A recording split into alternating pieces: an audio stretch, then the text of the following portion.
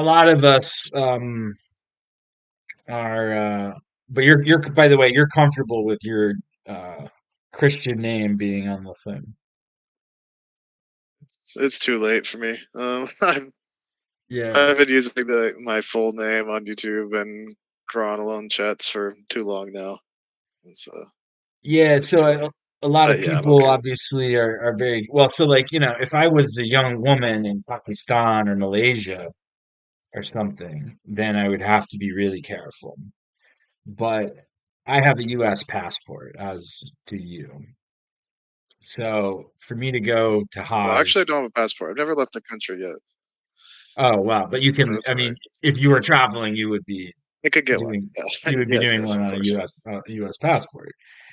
And whereas if you're from Yemen and you've like raised hackles, or you're from Syria, they might imprison you for something you've said.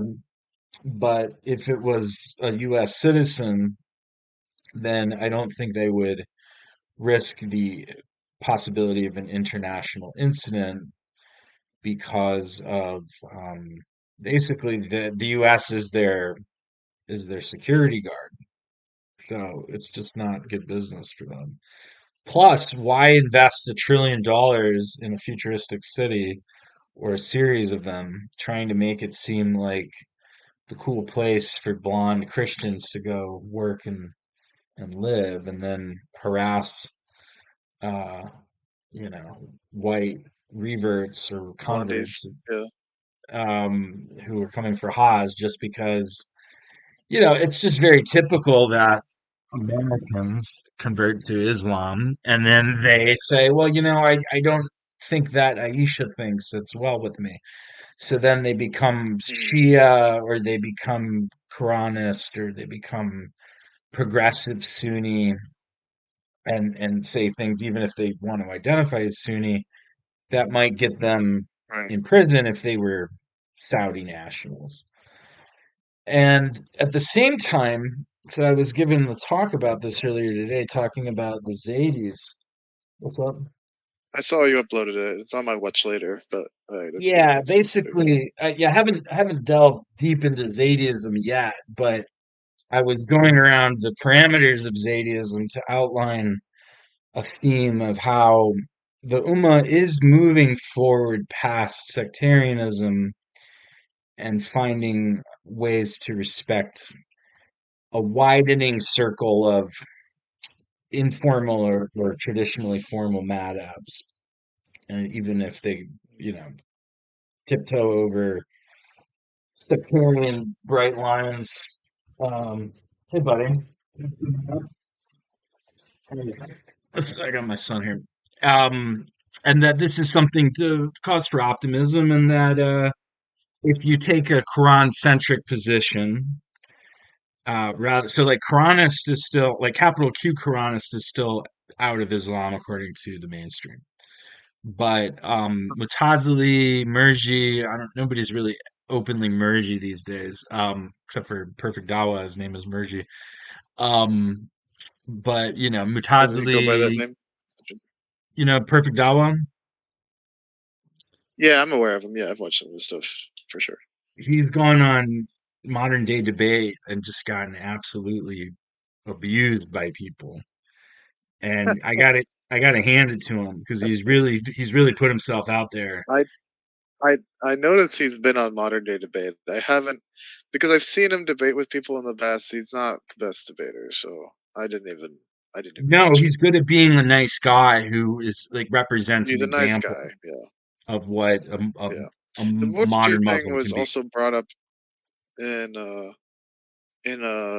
Islamic modernist writer from Turkey. What's his name? He did Eat it. uh not Egypt. No, it was someone more mainstream. It was he did re changing Muslim minds, rethinking Muslim, reforming. What is it? It's he brought up the Murji thing. My wife actually read it. It's a rethinking, reopening Did Muslim your wife ways. also convert? Yes, before me. Uh, Oh, okay. yeah, and I'll get into my bio too. Mustafa Akyol, that's the guy. But you're Mustafa both Akyol. He brought up the Muji thing, and we're you're both both born white Christian, right? milk drinkers. Yeah, somewhat. Her family actually came from the JWs, Jehovah's Witness. I've noticed that's Um, very common. but I've she met multiple here in isn't my that country. okay. I've met multiple JWs who converted because it's like it's not a huge leap Yeah. Also, theologically, and you get a much bigger dating pool. Although they tend to my here mother actually. they tend to marry Christians because that's there's like 20 Muslim girls that are in their 20s. If you're like in your 20, I'm not in my 20s, but for a guy in his 20s in this country, so it's like not a big Muslim population here that are unmarried. I mean, like Yeah, it's I was gonna difficult. ask about that. The Yeah, My Um, mother actually, my mother and stepfather went to Jehovah's Witness after I left the house. Actually, interestingly enough, without raising me with it at all. But oh, wild. Okay. So the thing about yeah, JW is beyond the taking scholars as lords aspect of being beholden to the Watchtower Committee and so on.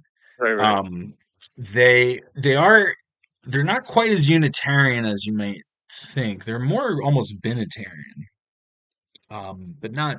Yeah, they have their own thing going on. It's Yeah, they're an odd bunch. Ultimately, I've seen it improve my mother's life. She studies the Bible a lot more. She's a bit scared to argue. I don't argue with my mom about religion. She knows I can get a little sharp sometimes, and so she we keep a good distance because I I had a don't want to dream upset that my I mom or anything. came But out as Muslim, as super masculine, gender specific, and heterosexual, as it happens with Islam, right, to my dad right, and because it was like the sun was setting and I needed to like combine Asr and Maghrib, and I was just like, okay, so I'm about to go pray Salah because I'm a Muslim, and I've been sidling him into this like, yeah, like a lot of your critiques of Islam are valid because that's like Satan at work. So I'm like breadcrumbing, coming from this reformed position, and I'm like breadcrumbing him towards. Well, he's a Catholic, so Pope Francis and the Vatican too have been getting warmer towards Islam. And his best man was a Muslim. He's dead now. I mentioned that with Khalid when I first popped on that stream that he was afraid of hell for having been friends with my dad, which is hilarious. huh, Um, that's which was wild. bad tafsir at work. There's real consequences to bad tafsir. Um, but No, I know it. yeah, I know that. he was. Well, I'm not going to expose his sins, but they had a good friendship in Puerto Rico, and he had a, let's say, a spiritual experience where he was like spreading the waves. And he was like, "Ah, I'm Moses." He was a pretty funny guy. But yeah, so that obviously that gave my dad the idea that Muslims can be like really awesome people that a Christian can like really vibe with Sure, because sure, they of really course. care about God, right? Um, There's a good study about people's view of ecumenical to people's salvation, and it really the study certainly seemed to indicate that the more people or the more diversity that someone was exposed to, the broader their view of salvation extended, which is pretty interesting. I'll well, have to yeah, find it, because but how I can read you that like a rationalize couple years ago. theologically somebody who's very Right, good being punished over right. a bit of creed? And I think this is obviously, where these young early 20-year olds Quranists who are uh, online all the time and don't talk with anybody are so eager to call everyone mushriks, right? It's because they're not hanging out with anybody. exactly, and that's what happened with this fellow, the metaphysician, is that was his first few years as a Muslim. Oh, And then he went to a masjid, Jake Barcelona or whatever, Barcelona. Brancatella, yeah. the and then he went to meditation, a masjid, and then he's like, Funkadelic, "Oh, that's what these it is. guys are all right." And now he so then he flipped, and he's like, "Oh yeah, Yeah, they're all kafirs," because Reddit yeah. relationships Jake aren't has as like strong. some people have just like they'll be on the extremities no matter where they go. They'll be on the extremities here, they'll be on the extremities there, and they can't be a middle person. Like he was on the extremities of the Quranist perspective then, and now Yeah. he's calls Quranist kafir, right? Or like he went from one extreme to the other, right? Well, I'm really grateful for what I believe to He's be legitimate guidance. Not that I've received so much guidance that I'm an infallible prophet, imam, messenger, whatever sort of Muslim superhero yes, yes, figure you want to of moniker course. oneself with. But that, I'm still quite fallible, and I worry about that, and I disclaim things and hedge where I can. But That's the right way to be. yeah, I mean that's taqwa, isn't it? But I was guided into this because I came in with the Sufi thing, and I had met a Sufi in Jerusalem, and then Salafi bro vibes put me off for a while. And if you're not careful, if you overexpose your Twitter feed with this and it's not just Salafi, there's a lot of Mm, Salafi influence in more traditional Sunnism as well. And certainly, and certainly. so when I realized, like with the Sufi Reddit, that these people are either have always been this way, or they become very self-conscious and defensive of trying to assert that they're actually Orthodox Sunnis. That they want to before you get into like Ibn Arabi's metaphysics. I just want to make it clear that I support like five atrocious things that are based on misreading the Quran that are Sunni Sharia traditional orthodoxy because I'm a good Sunni. Like Hassan Spiker on an interview with not Shady, Shadi Al Masri. He kind of like, Yeah, yeah. he's like, because Ibn Arabi's like, he was happened to be a Sunni, but a lot of the things he's saying are actually very like kind of crypto Shia in a way. Maybe, but maybe that's just Mm, and Wahid was all's, mm. a Maybe as it shaky should be. That's what it be. 'Cause a lot of see a lot of Sunnis. You see Khalid Abdul do the same thing. I mean, he he's pretty respectful in to the Ahl Bayt Halad more who? than the average Sunni, right? Khalid Abdul Fadl, the for the Uh, Uzuli Institute. Al Fadl, yeah, You that don't know rings a him? bell. The name rings a bell. Yeah, he's great. He's yeah, for sure. But Ibn Arabi, a lot of people don't read Ibn Arabi, but they talk about him. They talk about with Azabul Jude and stuff. But they, I don't know. It's I've read a lot of the translation, of course, from William Chittick's work, which is fantastic. Uh, but I'm just Ibn listening Arabi is a to whole. That's a whole thing. it is a whole thing. And there's some who think it's a revelatory text, not that he's a prophet, but that he's a messenger, but in a lesser degree No, than the he, Rashad Khalifa sense. yeah, no, Um, I understand that because I know I had a period with Ibn Arabi where if you're reading him while you have a relationship with the Quran, it certainly has that effect on you. You're reading it, and the way he blends in Quranic content seamlessly without using some database online like we all do today, he's able to throw in like the way he blends Quranic revelatory concepts into his poetic mysticism, and it really does touch you when you're reading it. It's hard. It's like an experiential thing, right? When you're going through his work, it's really really wild. I yeah, see I'm why just he has such listening a. to And it's been several years since I reviewed him. Wahid Azal has an ongoing course that he does a weekly episode. He has a small channel with about 2,000 subs You and a can share little that with me. tarika I'd be interested. of 12er. It's a 12er Shia tarika, which is kind of unusual. And Interesting. when I get more time, I've got to accomplish some things in the dunya and stabilize my finances, and then prosecute this next book. And then Yeah, buddy. for divine elegance, I have to read Ibn Arabi because Ibn Arabi clearly, along with some other figures like Mullah Sadra and to some extent earlier Ibn Sina and maybe Ibn Rushd, they advanced Mutazili theology in a concept because the Mutazili theology is like a nice clean position relative to the other Kalam positions, I think. But a lot's happened since the 850s, and Yeah. and there are The some 50s. Yeah. problematic aspects of the the vanilla Mutazili theology. It's a bit simplistic for one, and there's a sort of like with the Neoplatonism of I the think Ishmaelis, there's a necessitarianism that God had to create the first intellect and so it's on emanations.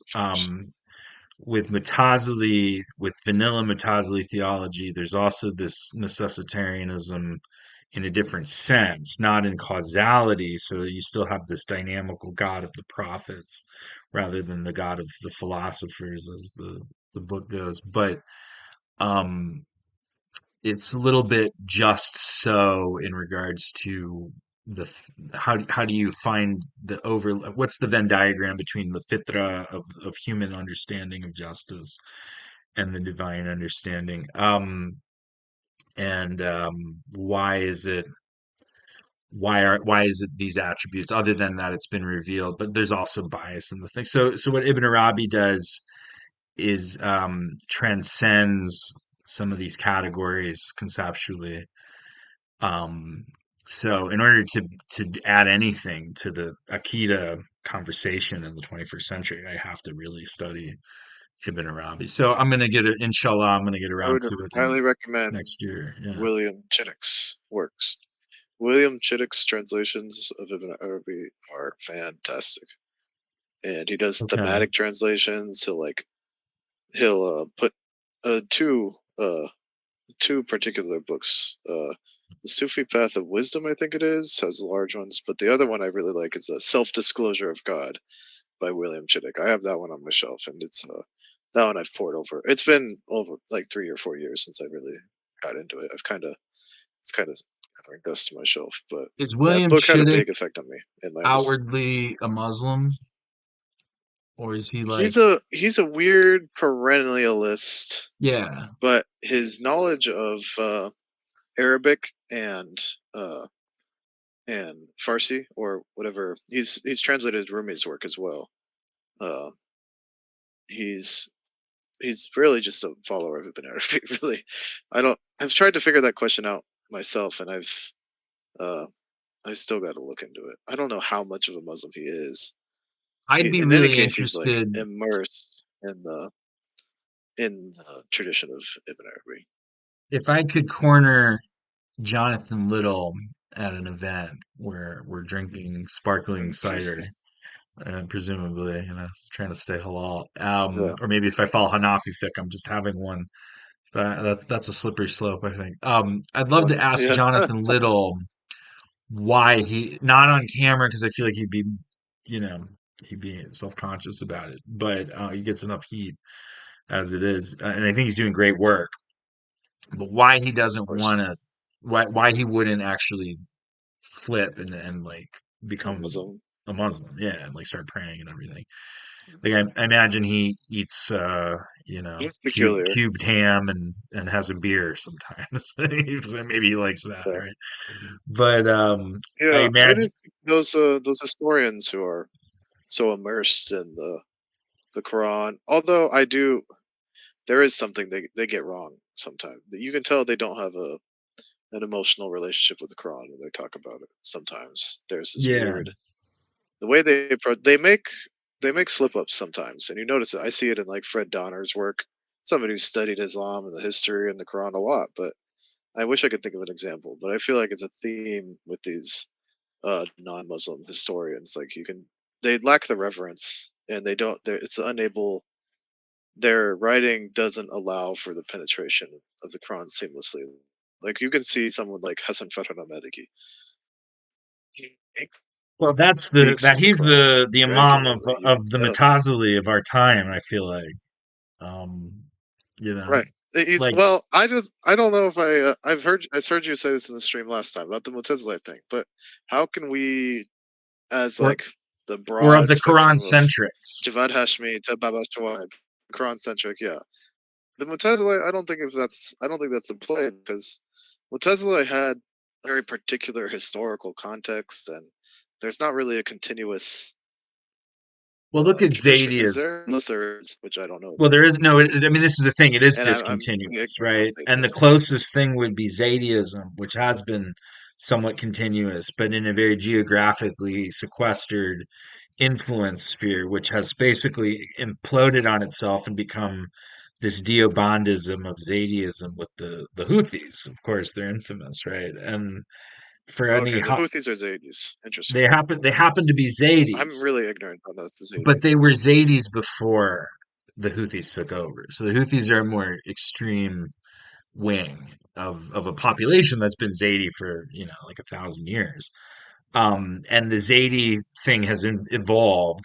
And according to my Batini friends, some Twelver and mostly Ismaili esoteric Muslims, that the Zaidi lacks this mystical dimension. So you might say that about Ibadism, but the thing is, Ibadism has in their libraries books that you can't read. Maybe like the lady, the Orientalist scholar lady, she tried to get in there, and they don't. They're like Okay. they want to limit the disclosure, but they have books on what they call ilm al mithal, the knowledge of the unseen. So they just this is just like any kind of Islamic mysticism has just become very out of favor in the last 300 to 500 years, and the Quranist movement is also actually, I don't want to say guilty of that, but they're in that wake as well.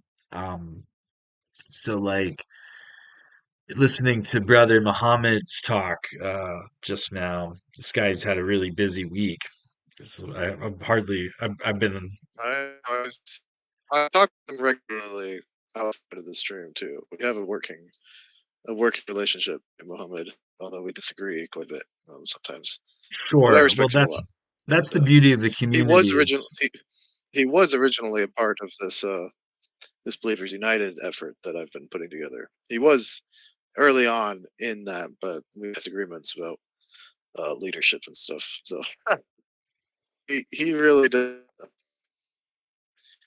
Just to sidetrack into Believers United a little bit. no, I think it's the Very main track. Actually, it's a great segue. consultation based, consultation based, right? And heavily consultation based. There's not an executive at this point. Against a strong leadership.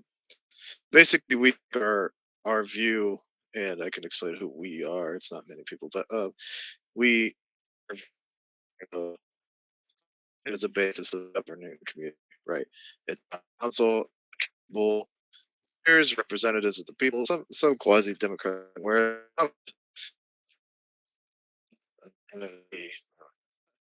he believes in a very strong executive, not that can choose a council with, but not uh, a very strong executive essentially. And but it's that takes himself with the Quran, whereas the rest of us were very reluctant to take on and more identify with the those who manage their affairs, right? Um, so this is where we work together, but we have a very different view of how the community So should be he governed. wanted to be like the executive, basically. Uh, I didn't he wanted to be it. In fact, he nominated uh, the brother Musa, who features on his stream Oh, okay. sometimes. Yeah. Um, but his brother, and we weren't ready for that. Yeah, we were in the beginning of writing bylaws and stuff, and I don't know. Yeah, disagree on it. It's unfortunate, but it's just not happening. We work together, but separate, and it's a shame. It is what it is. Well, he Yeah, he has has been been busy working. though. Yeah, he's been working very hard with the YouTube, and he's got decent numbers. He could do, Sorry. he could like get to 100K, I think, in another couple of years if he keeps it going. But also that the engagement Right, and flattered rates with I was flattered that in his recent stream with that young with recent Grayson, convert. yeah. The He thing I love, mentioned Believers United. He name dropped. He did, he and did, yeah, that's and that was true. great. That was good of Muhammad, What I love about and I Grayson appreciated is he's sort of thirst trapping for conversion, and then he's it. been, you know, and That's Muslims are funny. like you can really build an audience if you want as a like white prospective convert, and then they're gonna I like know. I goad feel you like he's along. milking it a little bit. He's I've been been feeling. he's I been feel milking it in good like it faith, pretty hard. like a proper dairy farmer who is making a business out of the Yeah. milking. But also, what's funny about it is that of all of the discourse, and like Baba Shuaib is more extreme. He's calling everyone mushrik. Muhammad is like kind of The big something I wanted to polemical, talk to but you about. was a little more diplomatic.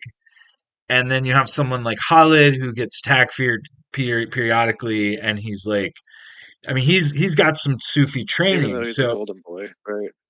so he stays very chill with all the jahils on the internet and doesn't engage that way. So it's kind of a muhajid versus arif dichotomy in that approach. And then so someone like Grayson comes along and starts poking holes in the entire institutional crumbling edifice of 1400 years of I don't want to necessarily say corruption because that's a little too on pat, but it, scabbing, let's say, it's like a natural phenomenon, but it's a Yeah, means to an yeah. end towards a healing. But if you pick at it, you have to keep rescab, and that's kind of what it is, right?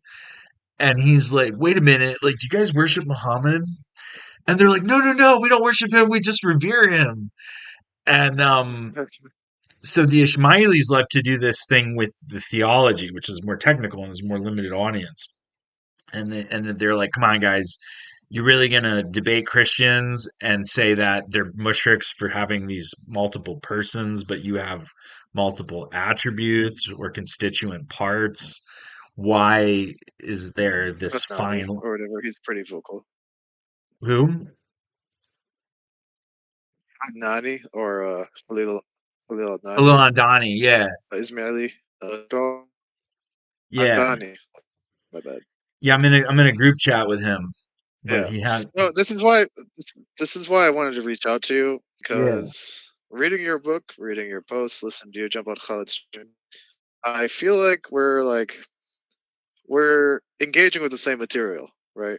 And this is what, and I could tell your pulse based on your book, your your pulse check on the culture is really good, and I really Thank you. appreciated it. And it seemed very lucid, and you've obviously like done your homework on this community, this culture is so rapidly changing and evolving, and it's a big time commitment to keep up with it.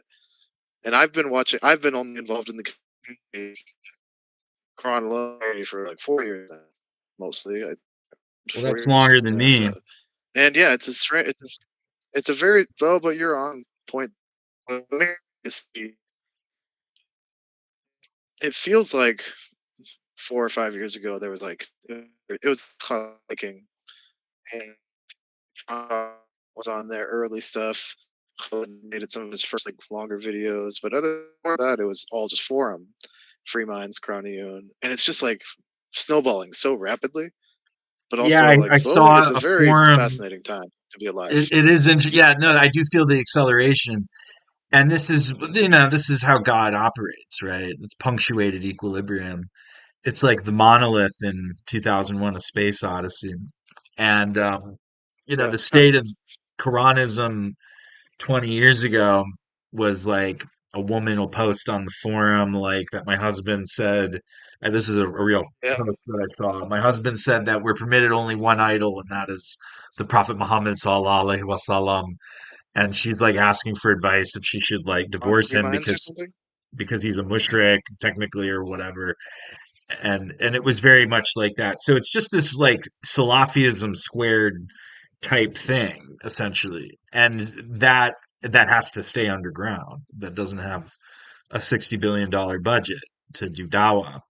Um, and what is interesting about this exponential, it's not quite exponential, but this geometric growth that you're describing in the 20s, in the 2020s, is, well, for one thing, Yeah. maybe it's an end times thing because there's the AI and whatever, the nukes or threat, whatever it Yeah. is, and God is simply like plugging people in or unplugging them, if you want to use a matrix analogy, and and then we're just networking at an accelerated rate. And the reason why I wrote the book was because, and I think you're on the same page, that I saw that this strategy of them calling the Qurani people kafirs, and then the Qurani people calling them mushriks, was completely Asking mind-numbing and for boring. And it's the same misconnection. verses just being repeated. Settle disputes, take what the prophet's given you, obey Allah and the messenger, etc. Right? There's like five notable verses. And you can read these in a Rorschach test where they can either be referring to the Hadith or they can be referring to the Quran In only. my notes of viewing who are like when you said it's a Rorschach test from God, I just like it gives me chills. Well, It's such that's a good way to describe some of the Quranic verses. Like, this and is it's a why I'm a beautiful analogy. Bettini, and I'm following a Bettini line of thinking in the Mutazili, what I call Neo-Mutazili lineage, where my position is not to even come near the possibility of shirk vis-a-vis some kind of logos theology projection onto the prophet, or to a meta. You can, like, the Ismailis take it meta prophetically, but it is literally logos theology from Plato, from the Upanishads, down titrated through the Gnostic Christians and into, into the Ismaili Shia tradition.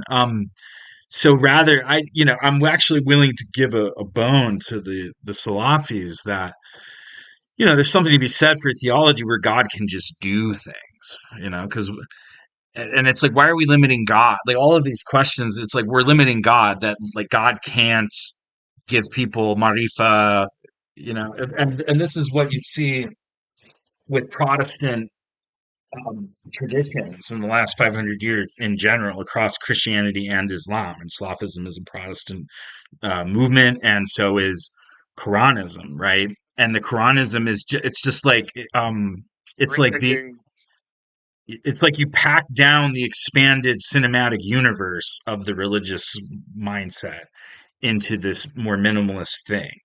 And the Salafis have a very big set of hadiths to draw from, and there's a lot of stuff in there. And they have to take it literally because they're not allowed. If they do philosophy, they end up with this embarrassing Tamian, like Nietzsche failure mode theology.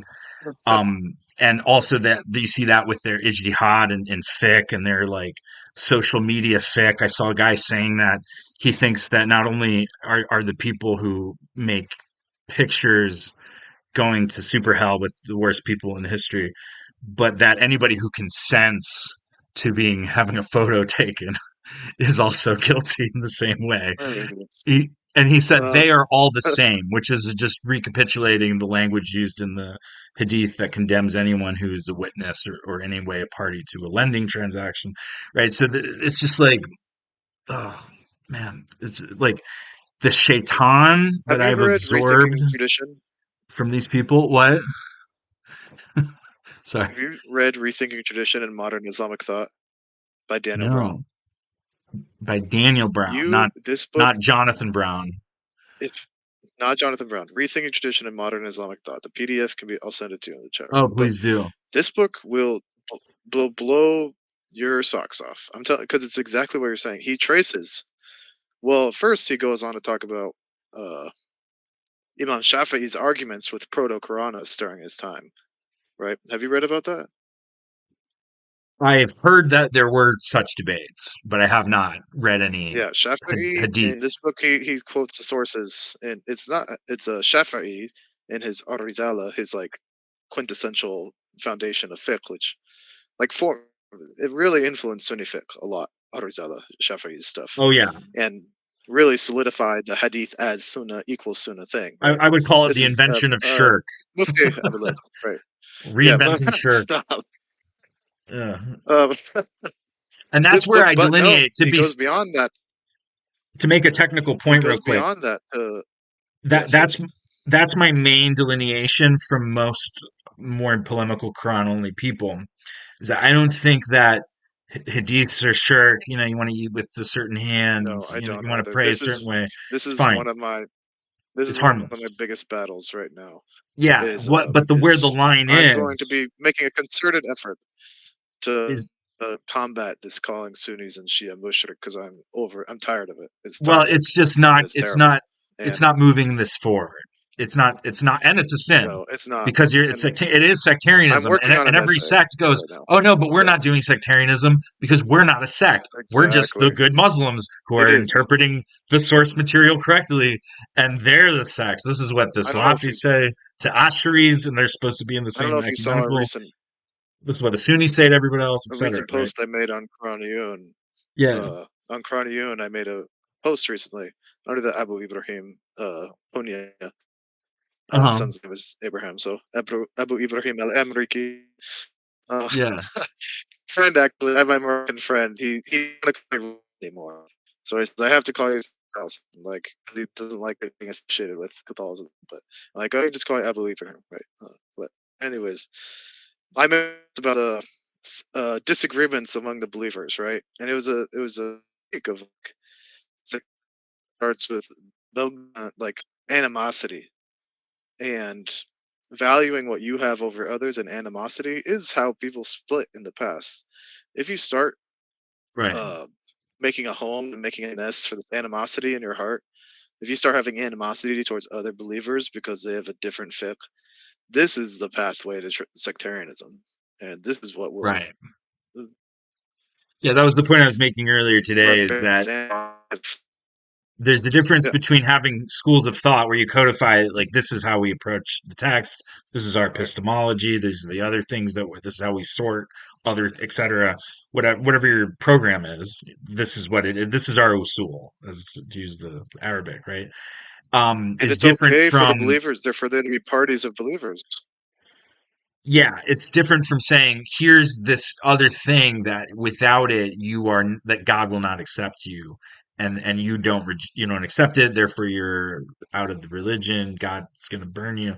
That's actually shirk because you are associating this essential thing and you can make shirk. So the Right? Salafis have True. been really serious about everything is shirk and yet they're the biggest mushriks because they will apply the worst abuses of fiqh in extrapolating abrogations of Quran by hadith, which is the mechanical root of shirk. Not so much sending salawat on the Prophet. If you send salawat on the Prophet because you think it's giving you this True. extra dimension of hasanah that's going to override God's judgment so that you can then go murder people, that's shirk, right? But if you're just Omar Suleiman smiling about how it's great to send salawat all the time, I think that's silly. I think that's idolatrous, and maybe it's a sin, maybe it's not a sin. But I don't think it's shirk, right? Like I think it's you can repent from No, that and no, be I don't think forgiven. so. These Quranists who get off on shirking everyone are similar to uh, the same religious affectations we see in the Sunni community of like worrying about this shoe or that shoe or this hand or that hand. They do it as a way around true reform and true righteousness.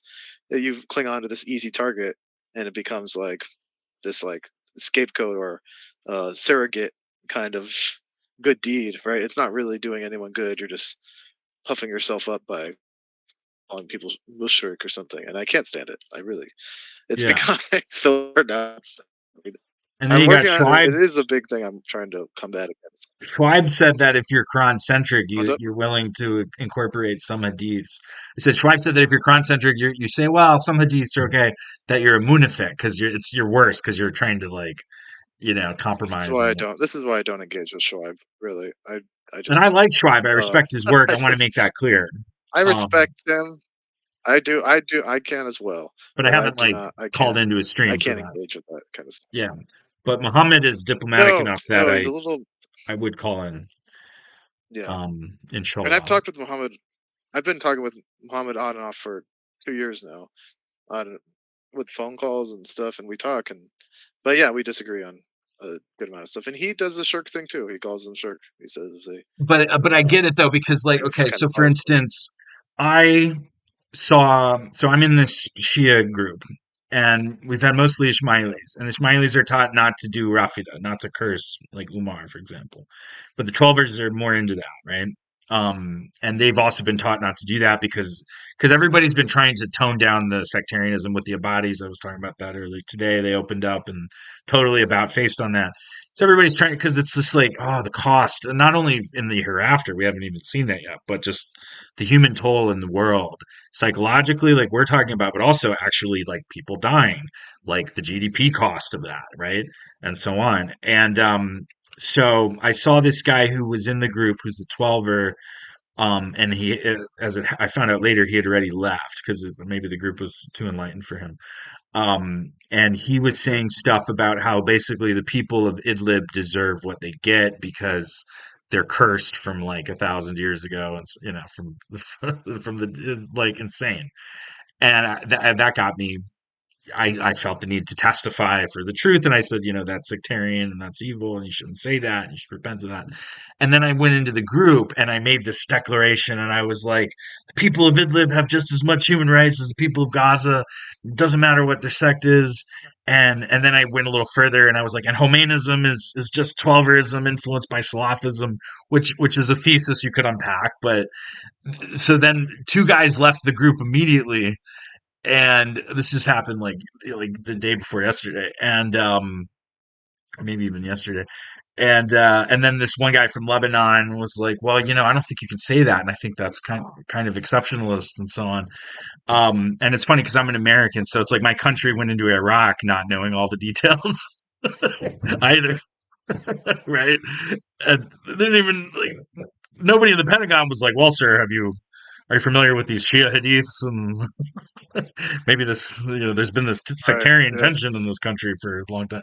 No, nobody was mapping that, unless they planned to fail, because then they would have done things totally differently.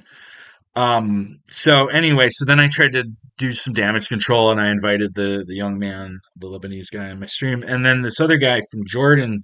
They got to talking, and so what was nice about this group chat is there's really poignant, thoughtful conversation that can come out of it.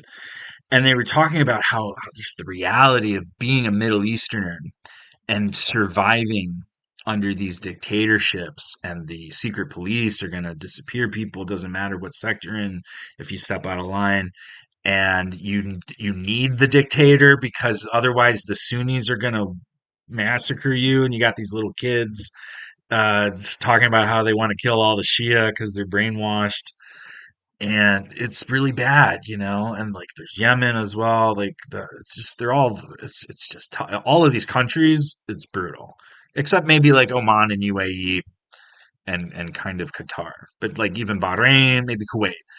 But otherwise, all of those countries they're afflicted with this. It's like a sickness, this sectarianism, and then you have your vanilla corruption, like bribing the Egyptians to let in the Gazans and stuff like that. You can't even ask for directions from a cop in Egypt. He might smell that he can shake you down for a bribe. That's its own. You can have that without religion, right? Latin America has had plenty of it, but it's tough, And I was like, oh wow, I'm like very privileged, and you're very privileged, grow up in the West, right, where the Freemasons tried to clear up some of this, They and tried then their darndest, and they yeah, and then they have their own evil, obviously, but that's yeah, yeah. that's chips.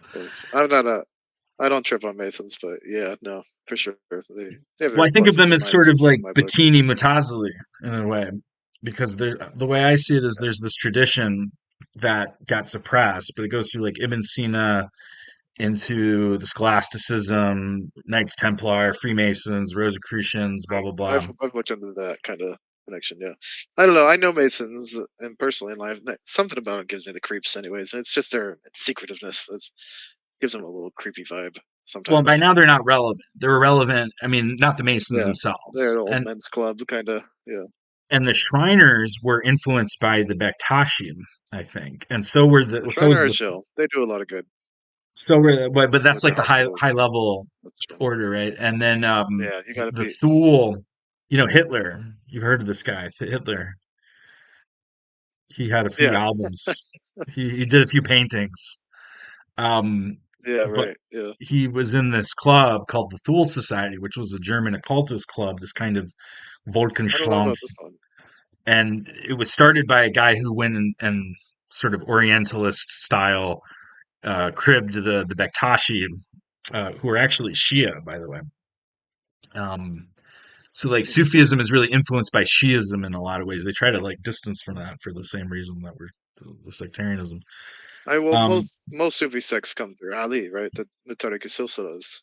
They mostly come Yeah, through Ali, other than the this Naqshbandi. rebrand of the Nashbandi, which is one of the biggest ones, into being like, no, actually, we trace it back to Abu Bakr because there's like a hadith about how Which is an he has all anomaly. these attributes of Allah like laid on him as like super power ups, so he's cool.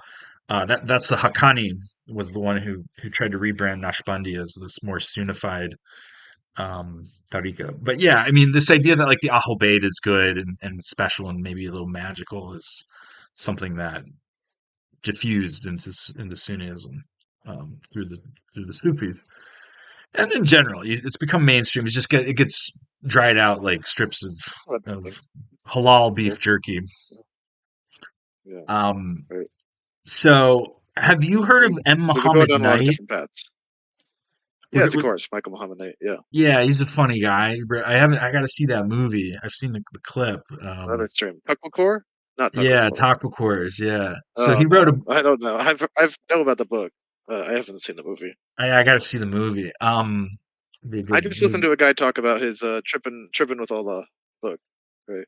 Yeah, he saw So like Fatima on an his ayahuasca ayahuasca, trip, and alayhi right? Well, salam, pretty and wild. Wahid Wazal also did, and that's how he started his tariqah. They have these Fatimid Oh, I've heard theophanies, of this. Yeah. so that's interesting. Right, right. Um, That's I'm wild. I'm probably not Uh, gonna drink any as of now, of being a Muslim, but I'll take their yeah, word for it.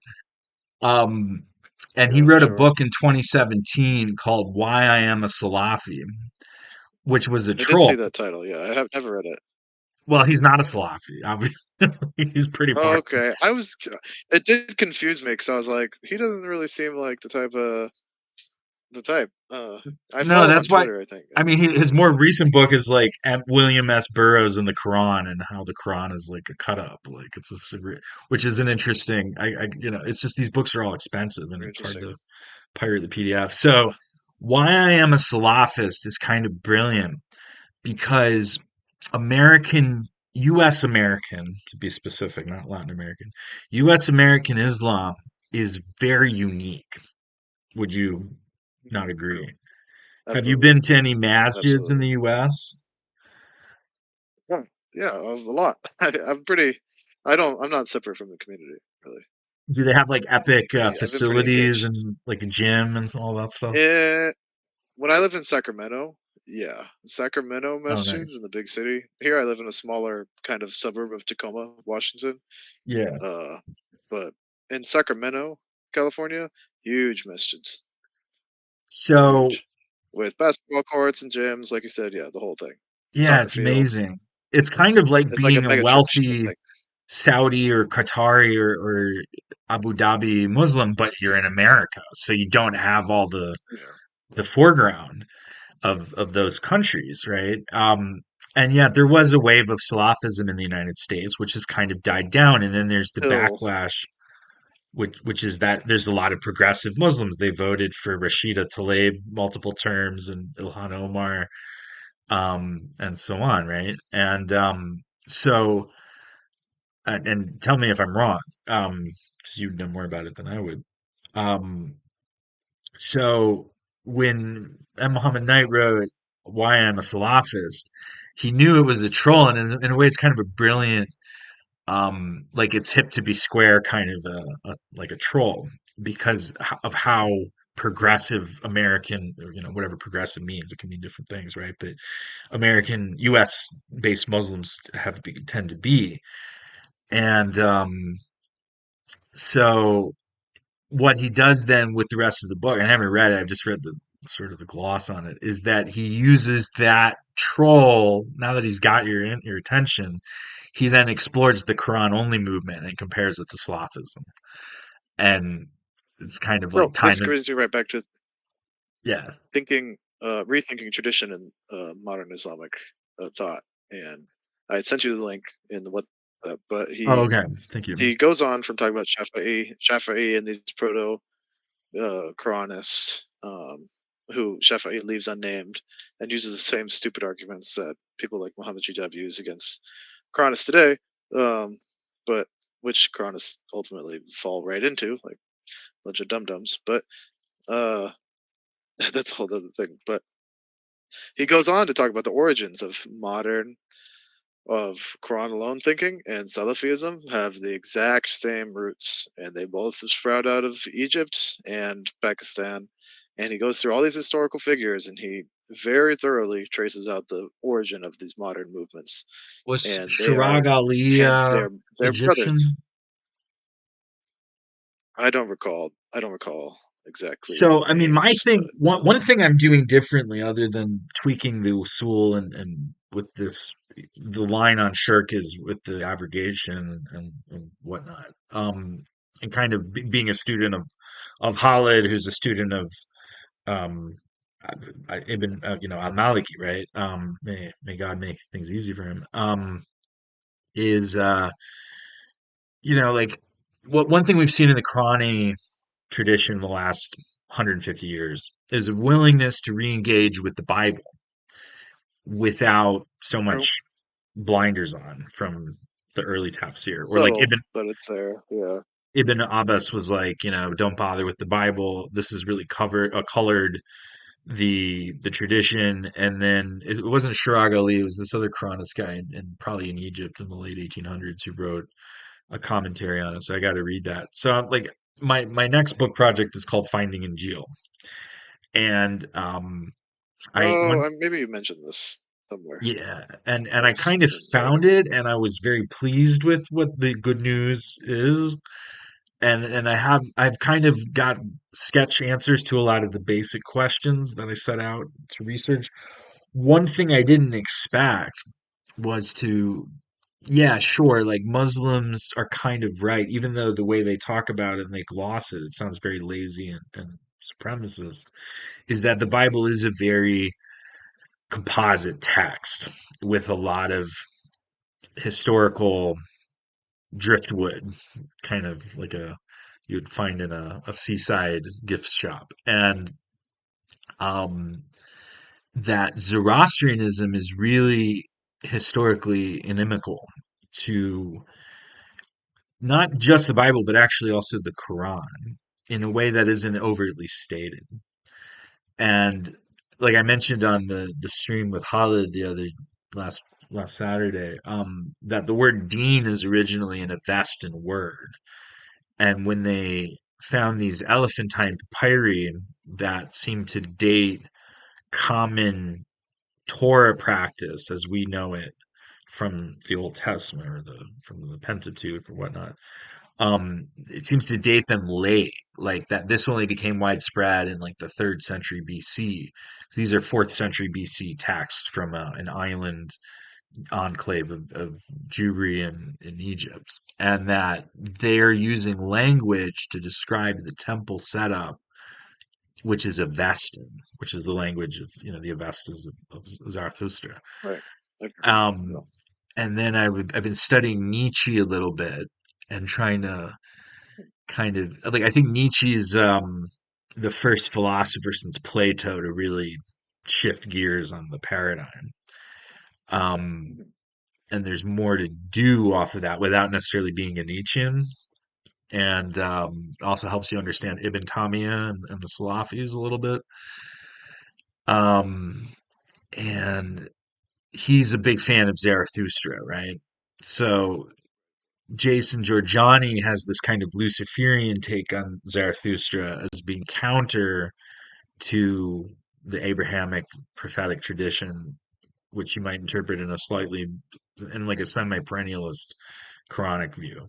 Um, And I'm kind of coming to a perspective where Zarathustra is one of God's prophets, not explicitly mentioned in the Quran, but implicitly because the Zoroastrians are Magics. grandfathered, Yeah. with these other groups. And they're not just groups that happen to form fit this kind of perennial monotheistic kind of, is that they actually are supposed to have in the foreground of their stories the Sabians are like Noahides and obviously Christians and Jews, and Moses and Jesus, Islam, and what about the Zoroastrians? They get a mention in the Quran as being one of these Of cool course. people. Yeah. So anyway, it's a big topic, Uh, and I yeah. find So, when Sunnis make fun of Shia, one of the slurs they use is Zindiq, and Zindiq Zindig, yeah. etymologically, so it just kind of means like fake Muslim. So why don't you call him like a munafiq? Like it's almost like a bit softer, and a munafiq's like really scary, right? And it also implies a certain amount of treachery rather than just being kind of a lukewarm Muslim.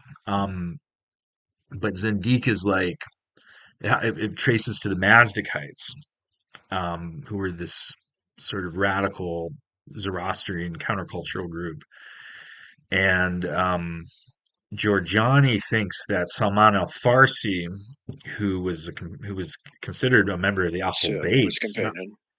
not just a companion, right? He's like a super He was companion. also special because he went through all the religions before he met the prophet. Yeah. Yeah. The story. So He was Giorgiani thinks he Zoroastrian, then was a became a Christian, Mazdakite then he agent, became a. So, and that the Mazdakites are kind of because he's an atheist. He doesn't believe. If God was like, Giorgiani, I'm very flexible on what the word kafir means, and I think you've done great work, and it's Judgment Day. Do you want to be identified as a kafir? Or, he'd probably say yeah, because that's his attitude. Um, but anyway, so I don't know about all that his theory, but there are certainly the Mithraic um, parallels with Shiism, with Ali as Mithra, as this contract lord, is this intermediator, is undeniable. I mean, he even looks like Mithra in their iconography, and so I'm wondering if there's this like B-side religion, this like esoteric like understanding of Islam that is actually from God. It's not just a perennialist composite, which is the hard part, right? And and then I'm trying to explore some of these esoteric themes with the foundation of the even I would say even more robust than Salafism anti-shirk position of like Quran only or Quran centric in this time. So that way I'm like playing it safe while also exploring the hidden treasures waiting to be known. Inshallah. well, Um, one thing you mentioned in your book, you talked about like kufr being not enough, or is it not enough of the right belief, and then shirk being too much of the wrong belief? This well, balancing act and this anxiety it creates, and I that's thought what it it was pretty seems like poignant, right? when yeah. So it It was makes on point Islam. though, and your solution, right? Praying to God, like protect me from nifaq, protect me from kufr. It is really the solution, and to do good deeds. It's a very apt solution, and Well, that's actually a it's Sunni good judgment. dua that I googled when I was afraid of nifaq a lot. Interesting. I was like Yeah, sick with it's healthy worry. though. There's a Rumi talks about this in his book of poetry. He talks about the condition of a condition of the heart, and someone who's a when somebody's accused of being a munafiq or nifaq, they get uh, angry or like enraged at the person accusing them, and he says they become like a scorpion or something with their poison, just venomous. But he says a sincere person, when they're accused of infaq, they will become ashamed and they will be struck by it and really reflect on it because God's saying these things for our own benefit. It's that these verses are supposed to tear us up a little bit and make Yeah, us they'll take reflect it and as a warn us. mashallah that somebody insulted them, unless they're Right. being totally. Well, that's Right. this. Yeah. So, like, Brother Mo and Shuaib, probably growing up in the madrasas, like they've been like legitimately religiously traumatized by Sunnis, right? Right. And Of course. we have the That's privilege fair. I need to of remember that more often. right, and that's like those scars are on are carved into their heart a little bit. And I was religiously traumatized a little bit by my father being this super hardcore Catholic guy, and I left Christianity. I didn't like George Bush being this evangelical hypocrite, murdering all these Iraqis because God told him to, things like this. And I kind of I used to call my dad up and say like, so hey dad, I read something in Nietzsche. What do you think of this? And I got to Where are you appreciate. from, Patrick? I grew up in Virginia. What's it? Virginia. Okay, you're East Coast. I'm from the West Coast. A little different, but Yeah, yeah, we're a little more old I didn't money. grow up with any religion myself. I Oh, didn't grow up with really? any religion. Well, it's Not at all. No, a interesting. little bit. I grew up with a veggie tail Christianity. Right. That's what I say. Oh, but like a sampler So platter yeah. of it. Yeah, I Yeah, actually I knew like. about. I would go to church on the holidays. I did not Things like that. do Xena, um, you might say. So I sort of got into relationships that you might call pro forma marriages and produced children, and that kind of screwed up my life. But that was later on when I went to Latin America. So when I was in college, I did not fornicate, and I could have probably fornicated quite a bit if I was Impressive. I tuned certainly into it. I Well, don't certainly had you don't my have to you my don't have to Hakuna say Matata any. years. I'll just say But I had my Hakuna Matata years. Right. sure. Well, I mean, I also obviously had some sins, but not as many. And I was after I'd formally left Christianity, but I couldn't tune into hooking up with chicks drunk that were like making eyes at me. It just wasn't something that Right. I could do, and it was hard to get a girlfriend in that school because they're all coupled up, so it was only the free radical Yeah, girls that were my available. trajectory. I didn't go to. I dropped out of high school. I started doing a lot of seasonal conservation corps work, like trail crews and I became very into environmentalism and like northwestern like in radical environmentalists and people like Gary Snyder and these poets and Oh stuff yeah, that this very ecological like view of the yeah, world, I and know that Gary was the basis Snyder. of my spirituality.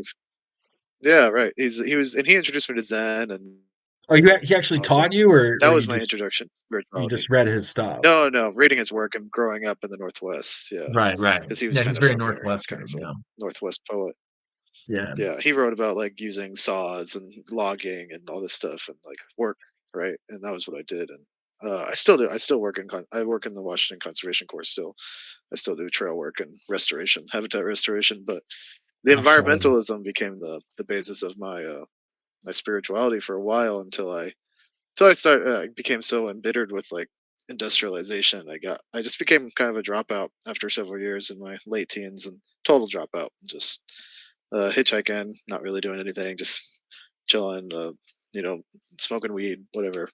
Sure. And but I started getting into. I started getting. I was always a reader. I was always into literature, and I kept reading and reading. And eventually, I was like, I'm gonna read the Bible, right? Read the Gospel, read the Bhagavad Gita, and once I started opening my mind to these texts, like stuff just started to pathways just started to open up in front of me, and eventually I got to the Quran, which I knew nothing about.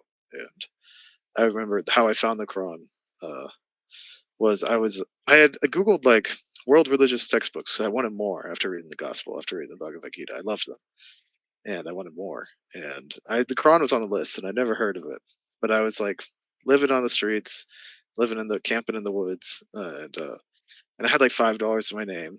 I was in Southern Oregon, and I was walking to the corner store to get some snack or something.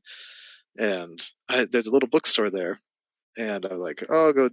And a voice tells me to go in and check, look for the Quran, just an inner Huh. urge. I'm like, okay, yeah, I'm gonna go look. And I go in there.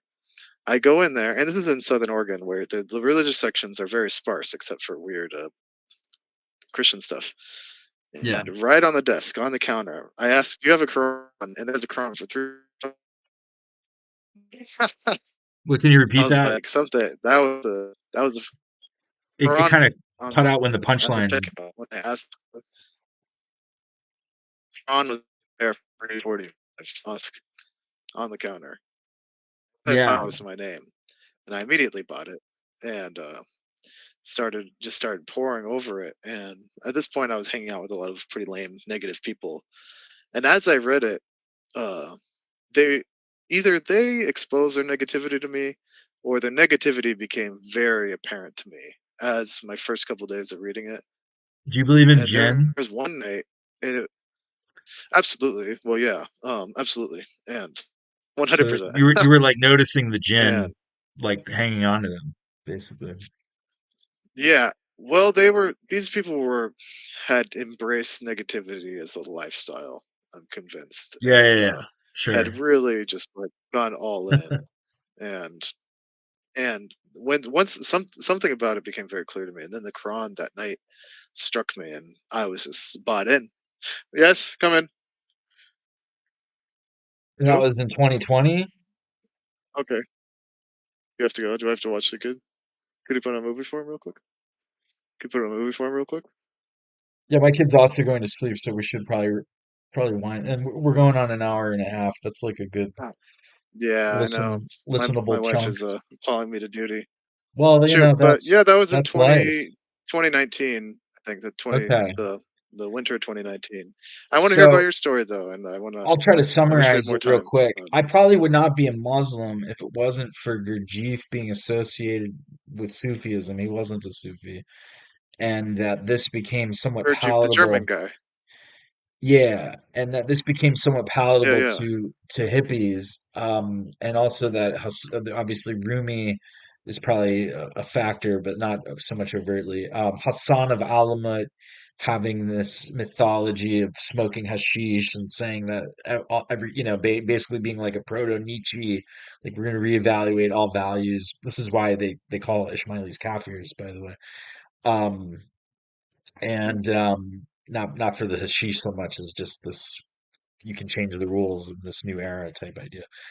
Um, and so I read about some of that in Robert Anton Wilson's work in like 2007 when I was in my early 20s. And I thought, well, that's interesting. And then that gave me this key. And then some Jewish venture capitalist backed startup people flew me out, and obviously I wouldn't, I've had to lose a lot of Jerusalem, business right? with Israelis. Well, I was in Tel Aviv, and then I went out to Jerusalem on the weekend, and all the Muslims. I wandered through the really Orthodox Jewish neighborhood where they're anti-Zionist, as it turns out, and that just randomly, and that was interesting. And then I wandered into the Damascus Gate of the old city, and all the Muslims have this like dour expression on their face. They're very serious. Like life sucks. We're worried about Allah and hellfire. Kind of what I expected Muslims to be like. And then I saw this one fella, this Sufi guy, and he just had this air. He was dressed differently. He was wearing like a black tunic thing with a little hat with these emerald green embroidery lacings, and he had this air about him, and we made eye contact, and he like smiled at me, and I gave him a nod, and he gave me a nod, and I approached him, and he told me that he was a Sufi, and I because I read up Robert Anton Wilson. I was like, oh, so you guys like use hashish to get in touch with God, kind of. And he was like, well, maybe sometimes. And so I hung out with him for the afternoon, and he didn't try to give me dawa.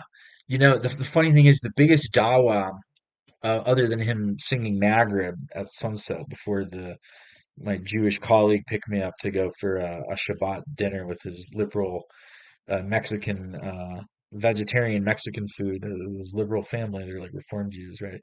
Jeez. So there's all kinds, there's like good people in all these ummas, right?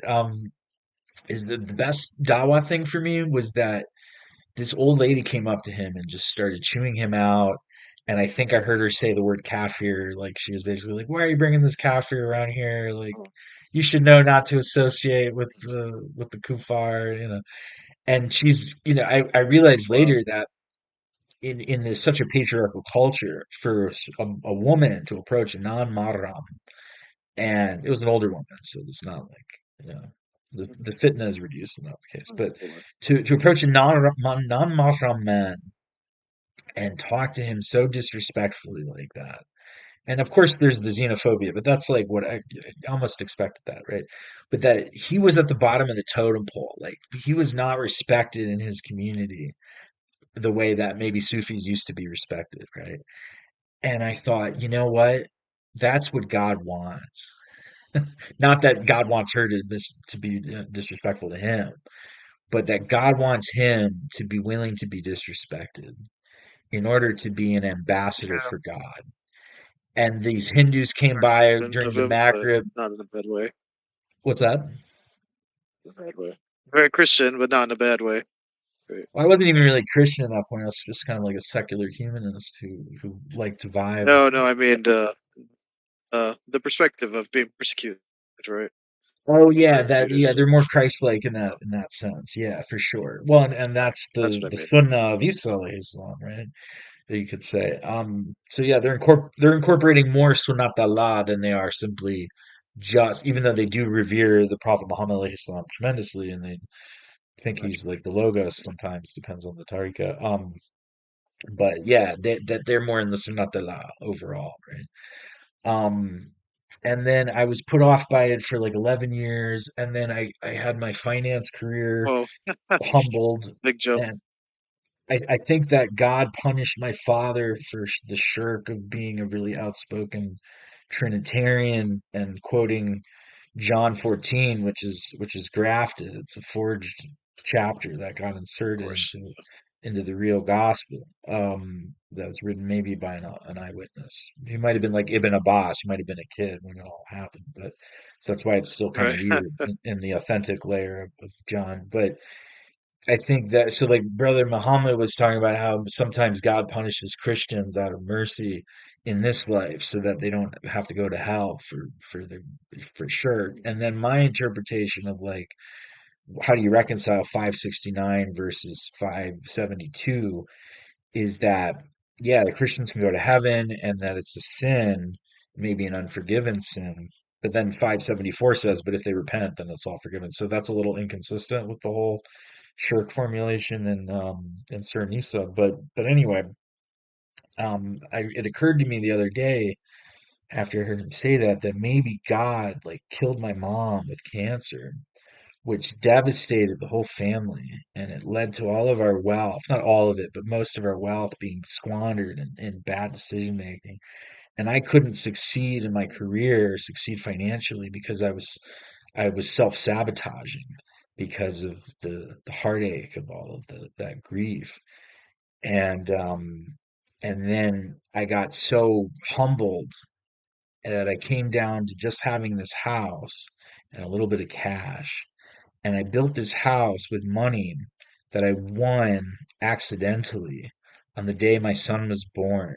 And that's when I started to reread the Bible in serious earnest. Because I was like, holy Shiite, I am a character in the Bible, kind of. Like, this is a miracle. Like, what happened? Um, and like I didn't look at the market all day, and my son was in the hospital, like, so I was occupied all day. And then the next morning, and I realized that I had accidentally gotten knocked into this huge long position, which I would never do. Um, I closed it immediately, and it was like the best time it was like uncanny timing. So then I was like, this is my inheritance. This is the inheritance I actually got from God. I need to put this into something that isn't just a speculative financial position, that could get, hacked or stolen by malfeasance or bankruptcies. And then I had a fund and it got knocked out by this major bankruptcy, that I got caught up in anyway. And and then I was in this dark place, you know. And then I started to get these weird breadcrumbs. I got an email from a guy who was going to send me $12 million, who was an Alawite who built this housing development for Assad, and he was living in the UAE, and he wanted to invest in South America. And I said, well, I'm sorry, I wouldn't be a good fiduciary because I'm a U.S. citizen and there's the Caesar Act and all this. So I kind of like passed the test or something. Might have been a Right. scam. Like that's actually No, I had incidental. those. Go ahead. I resonate with as well. On my way, the breadcrumb thing. I encountered some very strange individuals on my way to the Quran, like very near to finding it and coming to it, and yeah, it was very I don't know, very strange. Um, I don't know what to say beyond that for right now. But go on. Okay, so then I started dabbling in it during Ramadan, and I almost stopped. I stopped praying for 3 days because I read some BS from one of the Sirah books where Ali was beating slave women that they were all having like gang rape parties with. And I was like, Classic, oh, this is disgusting. I saw classic. that on like the ex-Muslim thread, but also like they wrote this shit in their Sirah books because they're fucking evil people back then, you know, and they didn't know any better. They thought it was fun. Or maybe they're trying to just say like a lot of those hadith are kind of like Ali is basically just like Abu Bakr and Umar. They're trying to like get that across. So I was like, well, just because people are evil doesn't mean that God isn't real. And I went back to praying, and I felt great. You know, I felt like really depressed when I stopped praying after practicing it for like 3 weeks. And then Laylatul Qadr came up a few days later, and I didn't even know about it. I saw it on a YouTube thing that, oh, if you pray tonight, it's worth a lifetime of worship. And I was like, well, that's pretty good. Maybe I'll check out of this Muslim thing, and I'll just bank I'll bank it all tonight. And and I had this amazing spiritual experience on Laylatul Qadr just by myself, and I made dua that God would not burn people in hell eternally. I figured, hey, they got to accept the duas tonight. I'm gonna I'm gonna throw a bowling ball through the whole system, see what happens. And then also that God would do for my wife what he did for me. And it, you know, she didn't convert to Islam. She's been exploring Sikhism and Buddhism, and so we've been comparing notes. But actually that dua like These are really, cool. really like she's been helped tremendously as well. And when I prayed the dua for about Judgment Day being more merciful than I was sort of reading it in the Quran, I had this vision of, and this is very anti-Quranist in the consensus, in the ijma of the Quraniyun Redditors. Um, I had this God vision forbid. of the Awliya Allah, the saints, interceding for people Uh, who are like edge cases, let's say. It's not like they're going to intercede for the people who really should go to hell on the day of judgment. And I was like, I want to be one of those people. And you know, I was crying. Like it was so beautiful that I was crying. And then I said Shahada like a couple of days later, and after taking ghusl, and it was like I was a newborn baby. And this is the thing about the religion is it's not about, you know, did you go back for your mufti status? I mean, like I like Mufti Abu Layth. He's a good example of what you can do with that kind of that's education. fantastic. He's been very important stepping stone. I'm glad you've watched his stuff too. Well, that's what softened me on Sunnah, is I realized like what the Sunnah actually is. It's not hadiths. Like I had to get that from Mufti Abu Layth, even though a lot of people call him a Zindiq. But my point is that God being real, it's not just like the mimetic design of a particular program. And I've studied all the pretty much all the religions and cults and sects and so on and so forth. Um, and God being real, let's say that there's some spread. It's not just one particular thing, but that this is where it's very concentrated. It's more what they call perennialists, but whatever, whatever it is, you can accelerate your spiritual evolution in a short time, including literally one night. And you go from being, Through Islam, you mean. yeah, well, in particular, yeah. That's why I became In Muslim. particular, yeah, I get you. I get you. And so then with this next Laylatul Qadr, with my second one, I wrote a book within the next 2 months, or within when was that? Early April. I wrote a book within the next 6 weeks. So I went from being kind of like a schlep, went from being a degenerate washout to being a Muslim who I really felt like I'd been a Muslim my whole life after that experience. And I got really engaged in like Reddit Awesome. and advising the Muslim marriage people because like I can relate to a lot of these people because I wasn't hooking up with everyone in high school and college either. And yet I've also, been married, I've had children with three women. So I know what it's like to be with women and how things can go well and how they can go badly. So I started giving a lot of hasanat out, and then I was like struggling, like a lot of people struggling with the evil corruptions in the religion, and then I found the Quraniyun, and then I was like, whoa, actually they're all getting Islam wrong. So like what's really real? And then I went to a masjid for the first time and got, and then, oh, you got to do your wudu like this. Well, that's not what the Quran says. No, but this isn't the hadith. And you're like, okay, fine, sure, I'll do it 3 times and so on. And tighten up my prayer form. Now I'm praying according to spec, you know. Um, and Correct. yeah, and then this year I become sort of an amateur scholar, and I started up this YouTube channel, and I didn't even want to do it because I hate the idea of like I got to promote. Oh, I got to get my count up. Like I didn't want to be emotionally invested in that. It's like chasing dunya.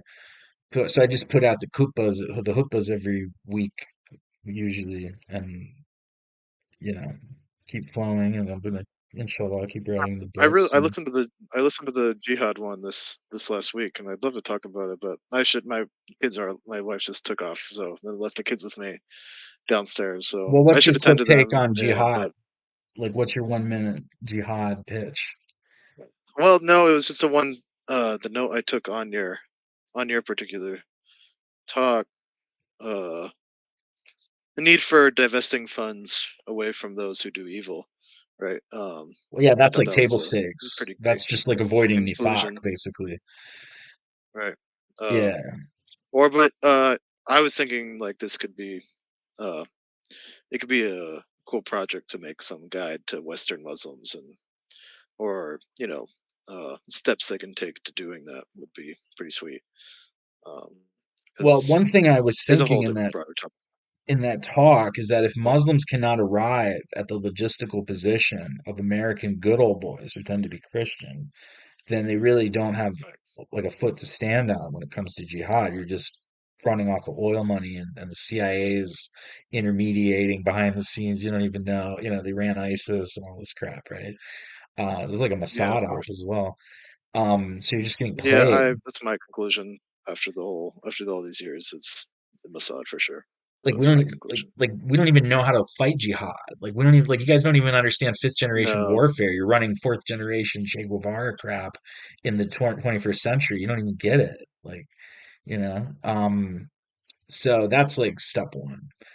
And then we can actually fight yeah, if I we also have wanted to to. get your like very briefly if like the idea of a Quran centric, Quran alone masjid slash space for people of this mindset to gather in, and because this is something I'm trying to do in my locality, right? I'm scared to get the ire of the the local I masjid, think of what's course. more It's a little, realistic, so this is strategic for the yeah, Believers United. I think what's more right, realistic is to get Sunni imams in these like multi-million dollar, you know, upper middle class funded masjids in the United States to cohere with this sort of fatwa that like Rafida are fifths are Fazik, they're not Kufar. That Mutazili, which you might, it's like I'm using as a lump in for Quran centric, right. are I might directly approached my mom and asked him if he thinks Quran alone people are kufar, uh-huh. because I was tired of like That's hanging my interesting. head down in the I masjid, haven't and like I haven't I dared. direct and he's an Al Azhar. He's an Al Azhar graduate, an Yeah, Egyptian, and he recently moved to this small town in Washington to become an imam. We don't even I have a kind of masjid. love We're it. so poor. We're praying in the local rec center this on Juma lately. I We're also trying to get prayed a in a masjid very together. humble masala today as well. but that's cool. Yeah, Go ahead. and so What did he say? no, I like it, but I confronted it, and he was taken aback.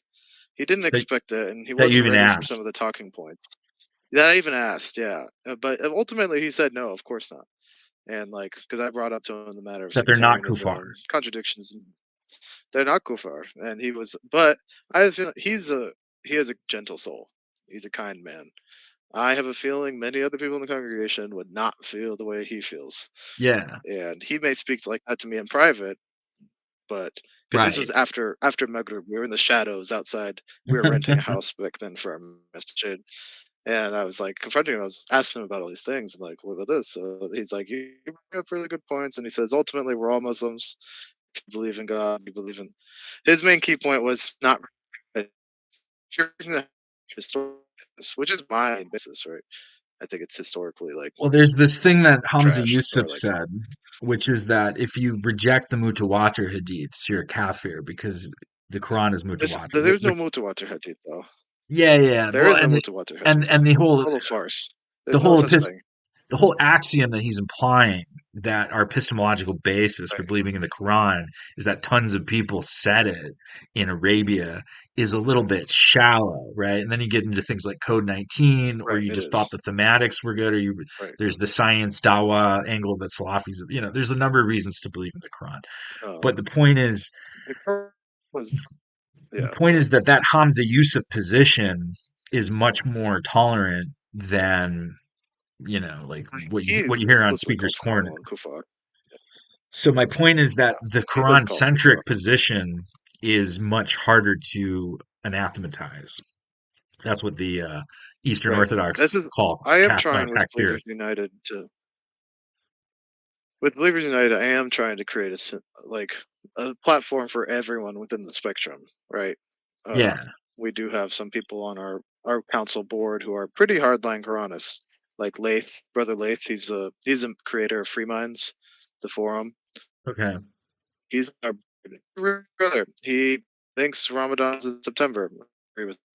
He has Sure. some different version. He has a special little unique interpretation of Salat. I don't agree with him. He believe the biggest thing about our community is for me is la kraha fit din, right? They're something that characterizes the Quran. At least it used to. It's getting less and less with all these mushrik accusers nowadays, but it's very open to thought, right? We're very open to like, okay, you have your we can be in the same community as long as you like there's a ecumenism, the Murji kind of thing, right? kind of uh, Yeah. this level of respect for people's ability to interpret the text, Mergy which is like super Uncle important Mergy, for Perfect me. Dawa, or like Mergites? Mergites, like Oh, okay. this like Okay. God judge kind of. Yeah. That's so funny that his Thing. name is Mergy. That's what I meant. That's a coincidence. That's a mashallah. Um, yeah, so I mean, if you can stomach praying in a masjid that has Abu Bakr calligraphy, which I can, I mean, I'm I free of what they yeah, I associate can, with, and I right? just got in an argument on Muhammad from God's Telegram. There was this young kid grilling this sister for taking I, her son to a Sunni masjid to learn Arabic. Because I got oh, to wrap they this up because my what? wife's So trying to put what? the baby down and she's Yeah, knocking on my door to okay. reprimand me. I'm too excited to stop. All right, Yeah, I'm gonna let you have the all right, last. Patrick. I'm I'll I'm let you gonna go. turn down the volume and then I'll let No, you have the I'm last okay. word, and then we'll wrap it up, No, it's and we all can good. I have don't. another chat some I'll other save it. time. Okay, Let's we'll chat save some it. other time. That's the I gotta cliffhanger. go as well. A woman No, a no less woman word walks needed. into a Sunni masjid with her Okay. son and pisses off a Quranist, and Okay. This is off of Cronus because debate. Told him to like stop shaming. She's not a jerk. Accusing, getting her son a jerk, and it's this young kid. yeah, I'll never like year old who's watching Bubba Shuaib. Is what's right? It's not this mushrik. Man. oops. All right. Well, Assalamu may alaikum, Allah guide Patrick. us all. God bless you, your It's family. time to go pray Isha. I appreciate you, bro. We'll talk again. We'll do another episode of this, Yeah, inshallah. inshallah. Peace. God bless. Well, I feel like we share on a lot of things, and it's been lovely meeting you. And